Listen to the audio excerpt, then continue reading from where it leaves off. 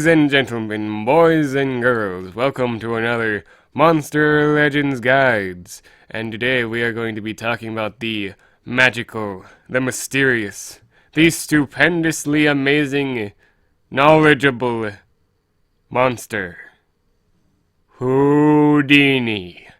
Do do do do. So yeah, we're gonna be talking about Houdini in this guide, obviously, because it's slapped on the title. There was a picture about it, and I just got done with that introduction. But yeah, we're gonna be talking about Houdini today. So who is Houdini? It's Fanus. It's Fanus. Yeah, but this is a different kind of Vanus, subspecies, like we're talking like Aloha or like different species of like things they've already done, like Executor, if you ever played like Pokemon Sun and Moon, that jazz. So yeah, we're gonna be talking about Houdini today. So his powers, 3080. This is fairly bad. It's a low. It's a low power. It's all right because he is a supportive monster. But like you'll see with his kit, you might actually want to put a strength rune on it. Just because his cooldowns are very high. You do probably want to build the extra guy build on this. On this guy, and I'll explain why, like, as soon as I'm done with everything. He is a supportive monster. He's not a denier. Do not use this guy as a denier. He just doesn't run well like that. His life is 24,429. This is kind of a little bit another reason why you should run the extra guy build of a strength, life, and speed. His life is terrible. It's obviously it doesn't life is like as long as you have good setup. You either want to put a life rune on this thing or two strength. If you're not too into life runes and stuff like that, you can do two strengths and a speed. But this speed life would be pretty relevant on this thing. You do want this thing to stay around for a relatively good time, just to stay supportive and stuff like that. His speed is 3,465. This is a great speed. It goes up there with a lot of the water type monsters like Kalik. I think Kalik has the speed. I don't know if Cavenfish does, but there are a few monsters with the speed. Frostwraith, that's another one. They share the same speed, but you'll see with his kit he has no real solid deny besides like a stamina drain move. But even at that though, they can still do a deny. It's not enough stamina drain to fully drain them. I've had that problem quite a few times. It doesn't completely drain it, and that is a problem. They can still do their denying. His trait is immune to possession. This is pretty good in terms of team wars because everybody uses things like Egg Eater on defense or something like that, or on the attack. They do usually do that, and that's not a bad thing. Having this immune to possession isn't a bad thing. So yeah, his ultimate, the Bunny Trick, deals very heavy magic damage to all enemies, applies 2 random effects to all targets. So yeah, this is basically a nerfed version of Demise's ult. Yeah, it's Demise's ult. So is this a good ult? Yeah, it is pretty great. Is it basically something that he pretty much does in a span of 2 turns? Yeah. This is actually pretty much his whole setup is basically this one ult. It takes 2 turns to do a setup, but I'll talk about that in a bit. But basically, this ult basically does his kit, or what I think most people would actually build on it. In all honesty. So yeah, this ult basically does what he already does, but it just in a span of like that. It does it quicker. So if you do get this ult on the first turn, do use it right away, straight away. We're gonna skip all of these first group. We're gonna go straight to the second group. Illusion Touch deals moderate special damage, requires cooldown. Don't run this move. It's just not a good move. Even though its special damage is on a 3-turn cooldown, don't run it. It's just not good. Area Prediction deals low magic damage to all enemies. Applies 1 random negative effect to target. Requires cooldown. This is one of his moves. This is 35 stamina. That's not looking too good. It applies 1 random effect, which is nice. You can pretty much get anything with this. You can get like a burn. You could get a slow. You could get like damage reduction. You can literally almost get anything. Almost anything. It doesn't really do everything, but it does a lot of negative effects. It's just random. It's chance. You could get something really great, or you could get something really terrible, and stuff like that. It never goes right. Sometimes it doesn't go right with the situation. And especially it's only 1 random effect. It's only 1. a lot of moves have two. A lot of magic monsters do too. It's not a good one. I like White Pandolf, or yeah, I think his name was White Pandolf, or yeah, I don't know. It's a what's its name? I think I'm right on White Pandolf. Uh, yeah, White Pandolf. I was unsure there. It's like, oh, you just, yeah, okay, there we go. Yeah, White Pandolf. White Pandolf does it. Scar does it. Other monsters like Master Skeel, Arofel does it. There's a lot of monsters that do this, but with one move, and they don't have to have to put more than one on it. But this guy does have to put more than one on it. This actually, I will say, this hurts him. This actually does hurt him.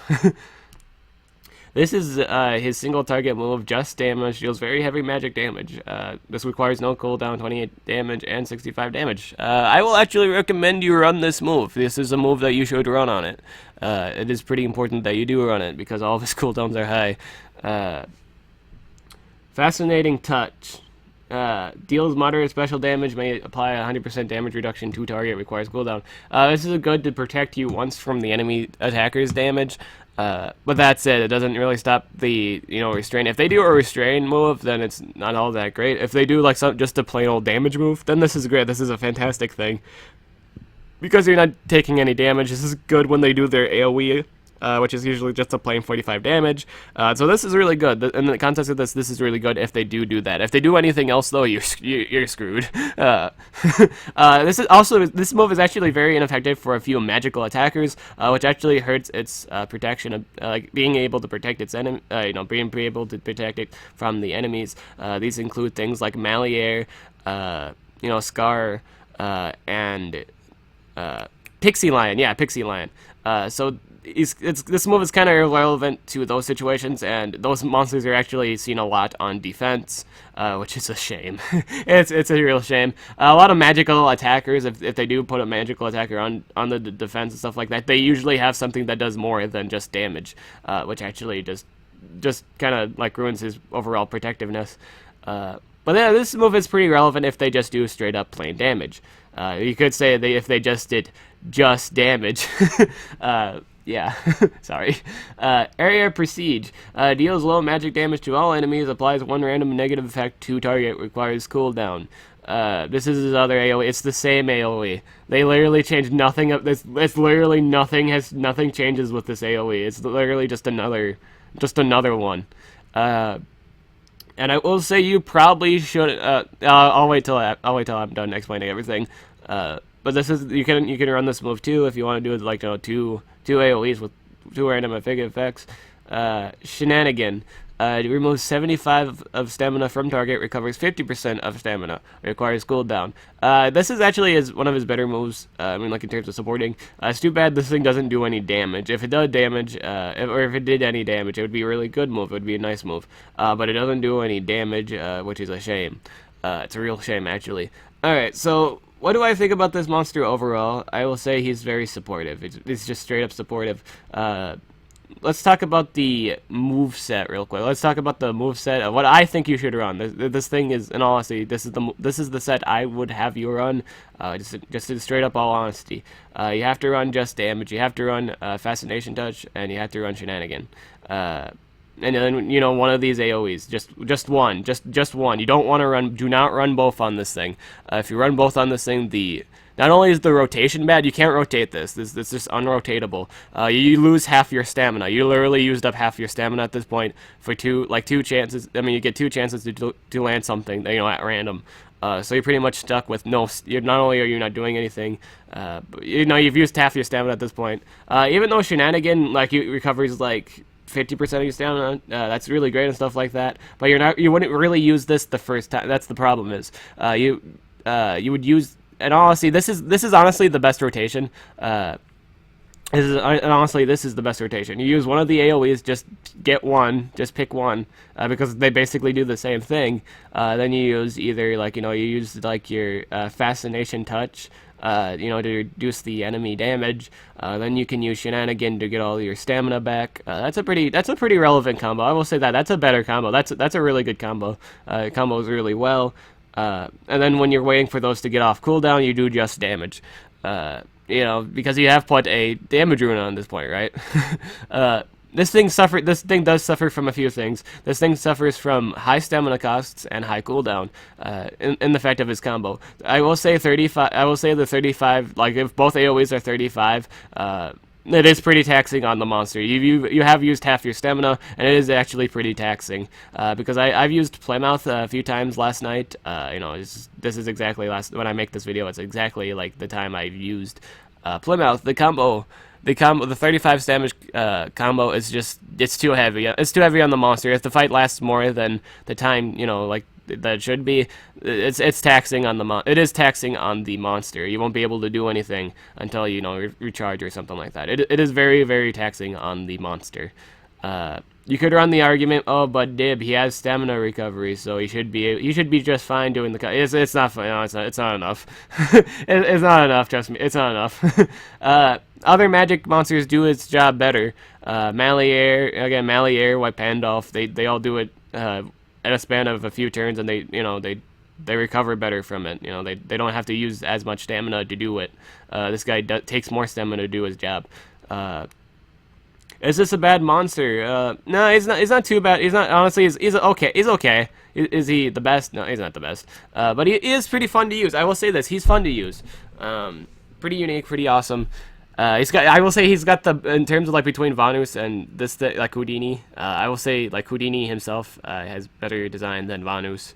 You know, it's a lot cleaner animation. The animation's a lot cleaner. He doesn't look like a sports dad. I swear every time I look at that final form. Obviously, that's, you know, it's his normal outfit and stuff like that. But he looks like a sports dad. The final design of Vanus' thing kind of looks like a sports dad. They make him really, you know, since they made him, he really does look like a sports dad, which is really awkward. It's just really weird. Yeah, he just looks like a sports. It's just really awkward. But this design, I will say this design's really cool. This second design here reminds me of the villain from. My nieces watched a Disney movie called like The Princess and the Frog. It kind of reminds me of the villain from that. Of that movie. You know, it's a pretty cool design. I will say the design is really well done. Really one of the cooler, well designed YouTuber monsters. It's really neat. It's really nice designed. But design doesn't really break it out for competitive play. So yeah, why should you run the extra build on this guy? You should run the extra build on this guy because his, again, cooldowns are high. So you're gonna be sitting there doing nothing for a few turns. You're not gonna use the first turn to do like one of the 3-turn stamina drain. I mean, like 3-turn moves. You're gonna use the first turn. You're gonna do an AOE. Then you can do like, you know, one of these 3-turn cooldowns, and then, you know, you just use you will wind up using both, and then you'll do just damage, and that's totally fine. This guy's also, I will say that you want to bring just damage just for Timera and stuff like that, because if you get Timera, then you're not going to be doing anything. In all honesty, if you do run area prediction, area prestige, fascination touch, it's shenanigan, just all 4 of those moves, if you get Timera, you're done. You're not doing anything. You're not going to do anything. Honestly, you're not doing anything for 3 turns. You're literally done. You're not doing anything at this point. you're done. Or at least Houdini's done. Houdini's not going to do anything. You do want to run just damage because he is again, single target cooldown move. You can do full like team speed if you want. You can do like, again, this is more so a supportive monster, so you can run supportive sets on this thing. You can do like a 3 team speed. You can do a speed rune and 2 team speeds. Just anything you really want to do, just don't run all AoEs. It's just not a good combination. It's just not good. You might not even get anything good when you use them. It's just too random of a chance, and when you do take that chance, you are just chancing it at that point because they are in high cooldowns. Both of them are the same. This is the exact same move. For both sets, it's just not a good set rotation. It's just not a good set rotation. You can do it if you really want to make this a for fun monster. You can do that. Yeah, sure. You can run both AOEs. It's just not a good healthy rotation in competitive play. Monsters do need a healthy move rotation. It is a necessary thing. I think mostly a lot of monsters have a healthy. I think a lot of monsters do have a healthy move rotation. You just gotta find the best way to transition through this with the use of stamina costs. So yeah, that's pretty much it about Houdini. Partners. Okay, I will say partners real quick. You can run things that run like no double effects too. I mean, if you want to do like a whole team full of negative effects, you can totally do that. I think there are other. I think you just want to run all monsters with just moves that have double effects anyway to begin with. But yeah, you can do that. You could probably run. Frost Wraith is a good suggestion. I will say Frost Wraith, with this because these Frost Wraiths has a lot of stamina drain and freezes. That's a good setup. Because Frost Wraith's main purpose is to drain the stamina, and Houdini can kind of do that. If you wanted to use this move to kind of help out with that too, like he has like the stamina trick, which moves 25% of stamina from target, recovers 20% of stamina. You could do that. It's not. I don't know if that's a really good idea, but like you could just use just the 75 stamina move. That's totally fine. You could do a whole YouTuber team. Why not? You could do that.